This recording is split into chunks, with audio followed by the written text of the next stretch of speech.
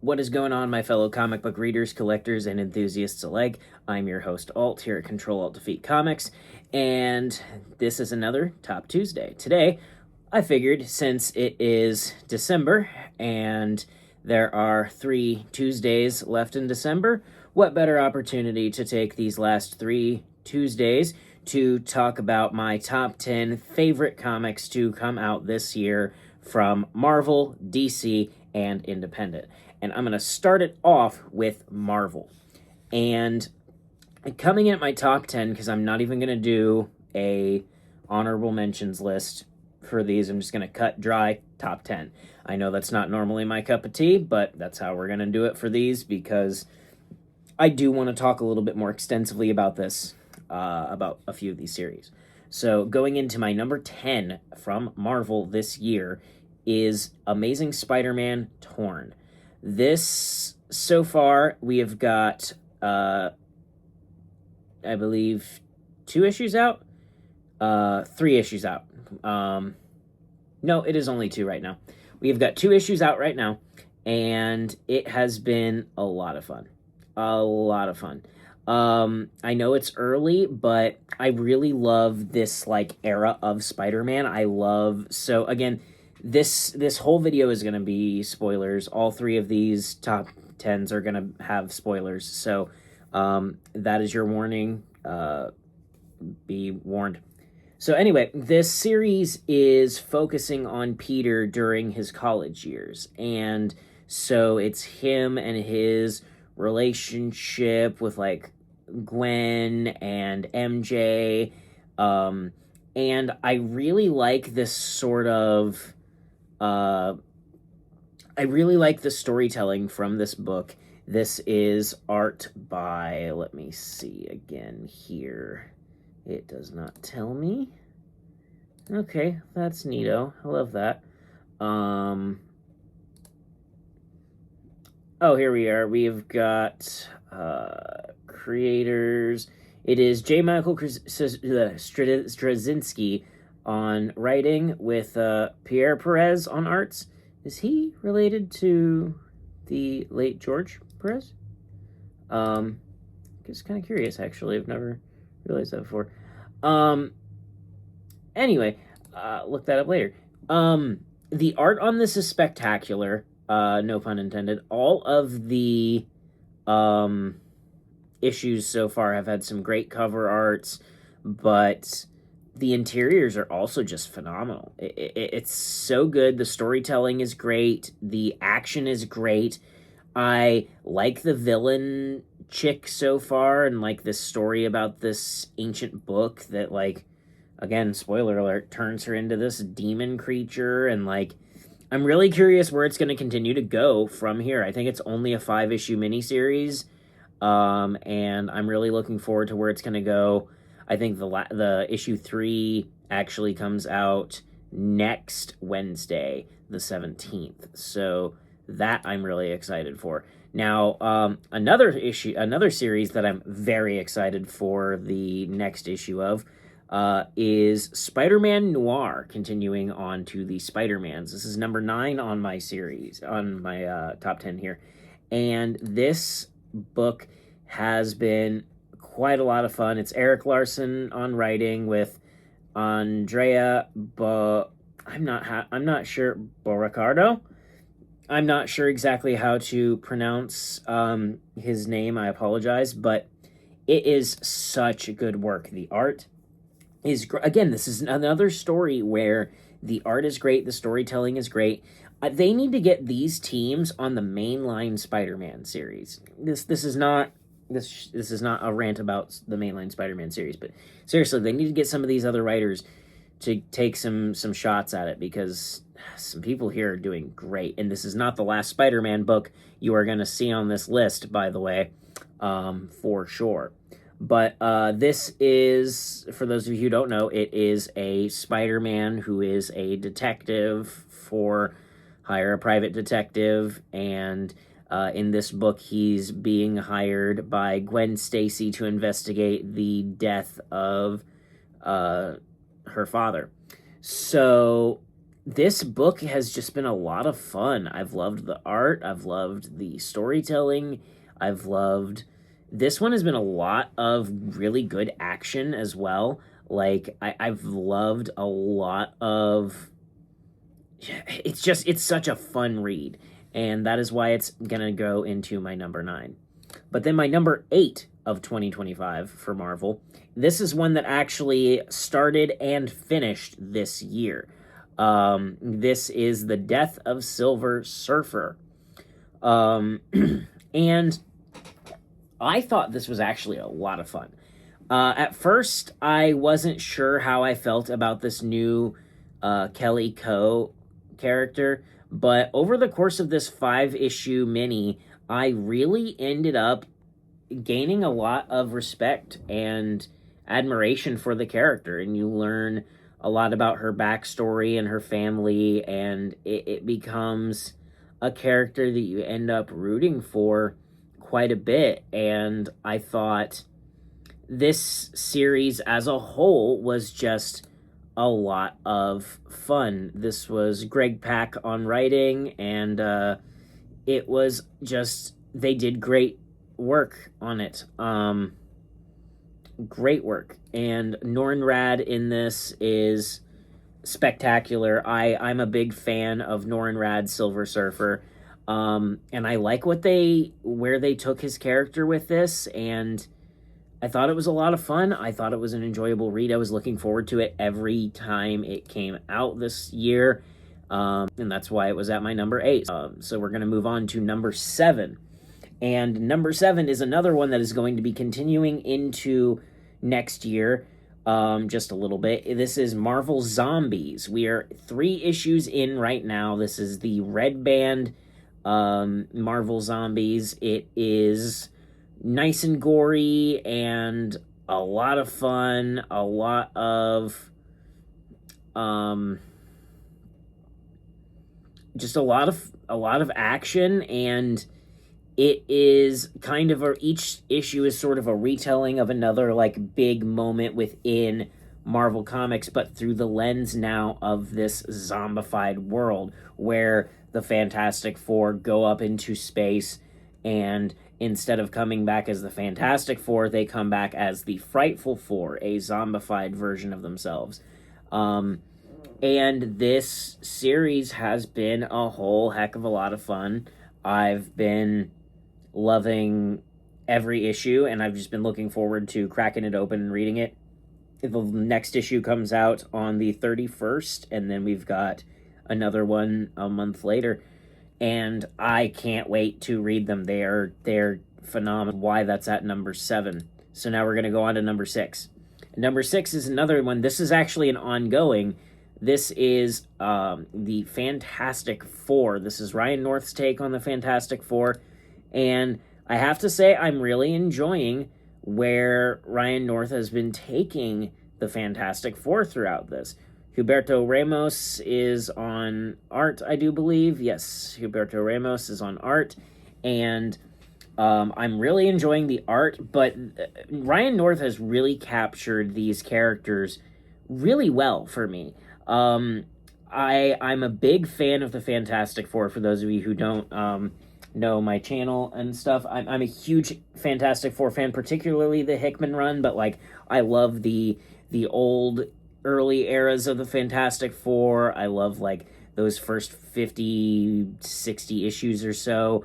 And I think this gives me a lot of like feel of the Hickman era so far, and I've really been enjoying the storytelling throughout this so far. The next issue of this drops in January. We've got 6 issues so far, and it was a lot of fun. The first few were One World Under Doom connected, and then number 4, I believe, was where we started off from One World Under Doom and going into just Ryan North's own story. Although I did really enjoy the One World Under Doom storyline that started this off, I think it really picked up pace once we got to Ryan North just being able to go play with the Fantastic Four for a while. And I think now that it's been picking up steam, it is just firing on all cylinders. And I can't wait for the next issue. I can't wait to see how long this run is going to go, where he's going to go with it, how long this creative team will stay on the Fantastic Four, because I really think Ryan North needs to stick on the Fantastic Four. Now that they've got him on the mainline Fantastic Four, I think he's doing great. And I really like Humberto Ramos's art as well on the FF in particular. I think he adds a lot of, I don't know exactly what it is, but I just really enjoy it. It's a lot of fun. So yeah, definitely leaving this one up at number 6. But then number 5 is going to be our big event that took place during 2025 from Marvel. And I know this feels like it is a little low on the list, but that's just because the next few things are just that good. But at number 5, we've got One World Under Doom. Now, let me preface that by saying I am a massive Doctor Doom fanboy. Just huge. I've collected each of these in variant covers, which is something I don't normally do because I'm not normally a variant guy. This story I loved, okay? But it's very Doom focused, it's very Fantastic Four focused, and again, it gives sort of those vibes of the like Hickman Secret Wars kind of storytelling in a way. This is another Ryan North with art by R.B. Silva, and this is just such a good 9-issue series. I think, especially going back and reading like 1 to 9, when this comes out in like a hardcover or something, pick this up. Especially if they do an oversized hardcover. Ooh, I hope they do an oversized.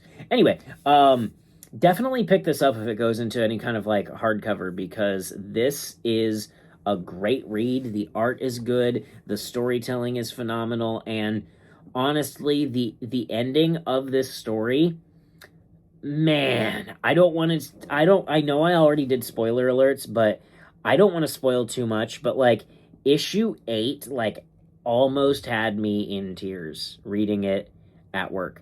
I was just like, I literally stood up from my chair at my work reading this issue 8. And then issue 9, it really satisfied everything I needed this story to satisfy for me. And I think it was just great, you know. They knocked this out of the park, and I honestly feel bad that it isn't higher on the list, but there's so many things that I am excited to talk about that just end up edging it out. And speaking of which, we're going to move on to number 4, which is another event. This was a mini event that took place this year, and this was Jonathan Hickman's Imperial. I loved this. Jonathan Hickman taking on a space story, going very like Game of Thrones, but like in space. It's very much like the way it felt.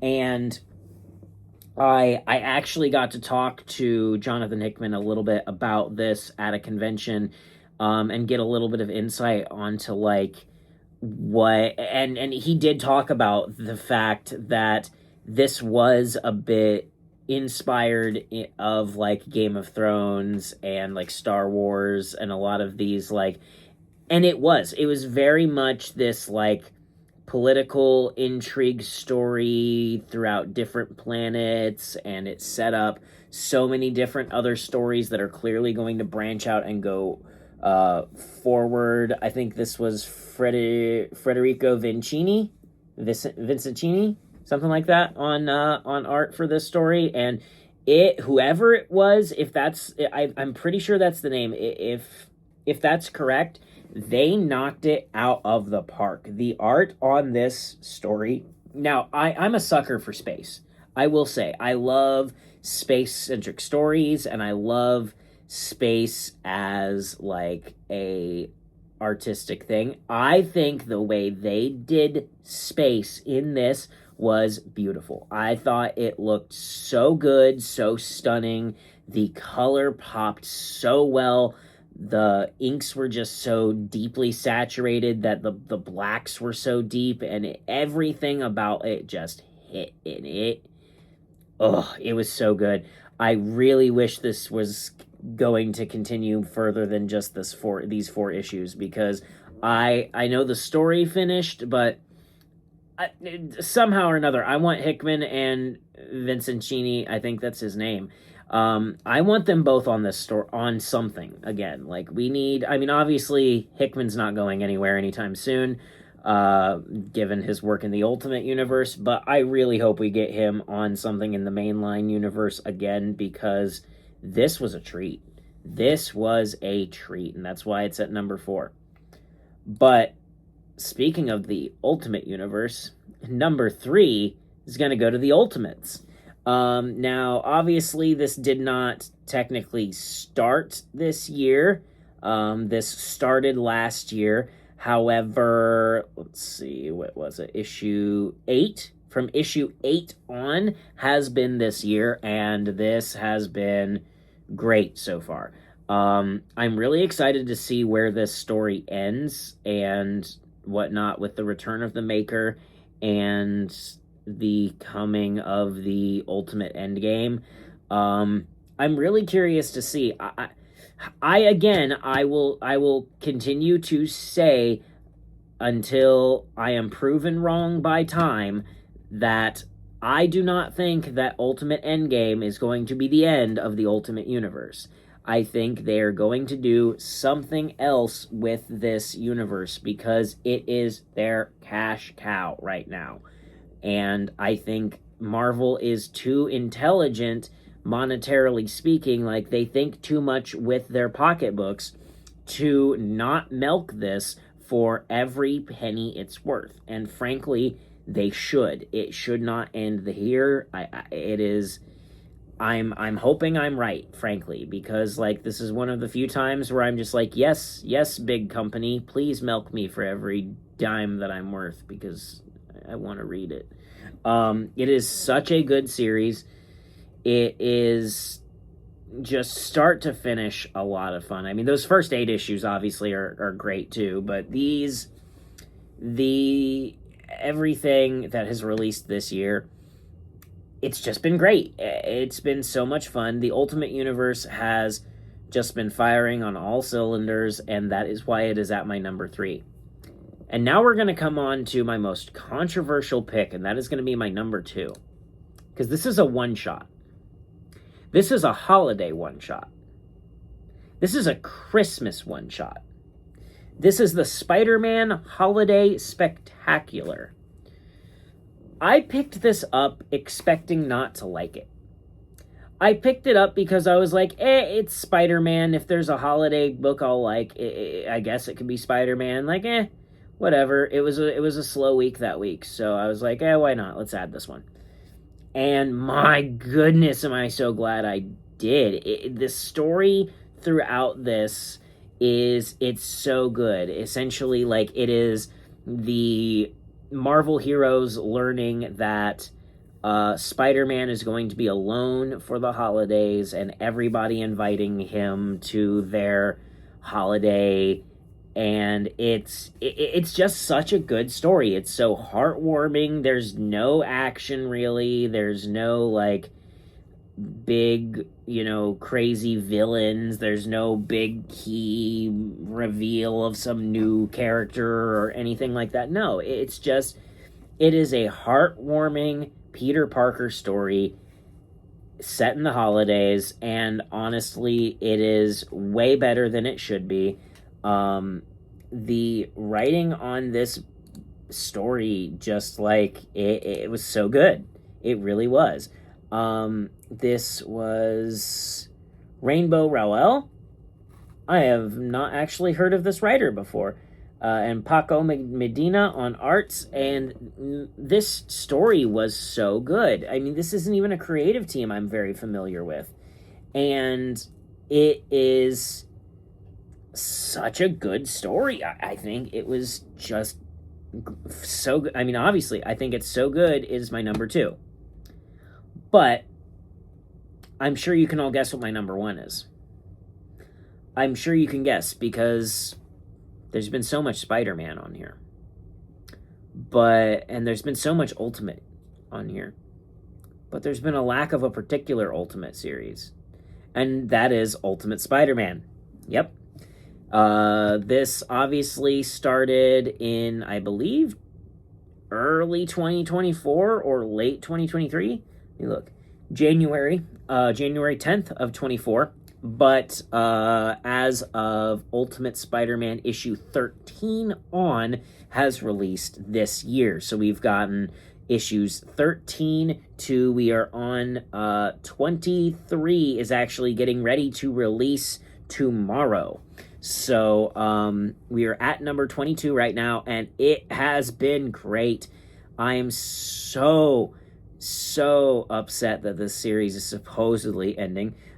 This is obviously Jonathan Hickman, who I'm a huge fan of Jonathan Hickman's writing, and I think Hickman on Spider-Man is it is a match made in heaven. He has given us this older Peter Parker who's married with children, and he's trying to balance this life of being a good father and a good husband and still trying to be Spider-Man and do the right thing. And you know, he's stuck in this world that's basically controlled by all of these villains that the Maker has designed in order to cause all of these villains to control it and try to prevent the heroes from rising. And it is such a good story. All his battle against Fisk, his battle against his battle against just like Fisk's forces, the Sinister Six, I guess you could call them, and all of the Maker's chosen villains. It's so good, and it's so mature, but it's not mature in an adult way. It's just the storytelling is, it's not afraid to make you think. It's not afraid to make you question, hold on, what's actually going on here? And it's really good. I know a lot of people will complain about the lack of Spider-Man action in the story, but I feel like that's kind of ramping up a lot now that we're gearing up towards the end and we're gearing up towards the Maker's return. So I think ultimately this story it's just a lot of fun, and I think it's got a lot of heart, a lot of soul. The storytelling is just incredibly well written. The art by Marco Cicchito. Yeah, we're gonna just go with that because I'm not 100% sure how to pronounce their name. The art is fantastic as well, though, and I mean, Hickman doesn't do wrong on writing ever, but this is definitely no different. This story start to, I can't say finish because it's still 2 issues away from being done, but start to here, it has been phenomenal. And issue 13 on, which is what was released this year, is definitely deserving of my number 1 story from Marvel for 2025. But I hope you guys enjoyed. That was my top 10. If you go on to enjoy, if you enjoyed, please feel free to leave a like, drop a comment, or subscribe. Any kind of feedback you can leave the channel would be greatly appreciated. If you think there's a story from Marvel that I missed that deserves to be on my top 10 list that they released this year, let me know. There were definitely some stories that I didn't get to read, some things that probably should have ended up on this list, so I'm sure there's going to be some people who are going to be like, are you kidding me? This wasn't on the list. I probably didn't read it. I'm probably going to try and pick it up in trades, but we'll see. I've got a lot on my pull list right now, so I can't continue to add new things as much as I would love to. So, but out of the things that I read this year that Marvel released, these are my top 10. And I hope you guys enjoyed this video. Have yourself an awesome day, an awesome week. I will see you tomorrow for New Comic Book Day, and I will see you next week for my top 10 DC. Take it easy.